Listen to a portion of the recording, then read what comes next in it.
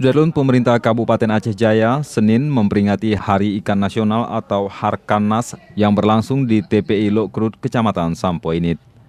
Kegiatan ini dirangkai dengan kenduri laut yang ikut melibatkan nelayan setempat serta penyerahan secara simbolis kartu asuransi nelayan. Turut hadir juga Bupati Aceh Jaya Azhar Abdurrahman dan Wakil Bupati Maulidi. Kita berupaya, yang pertama kita harus meningkatkan pengadaan armada yang memiliki daya jangkau jauh.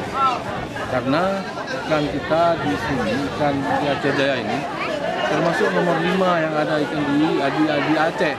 Harkanas sendiri diperingati setiap 21 November dan tahun ini menjadi tahun ketiga peringatannya. Dari Calang, Saadul Bahri, Serambion TV.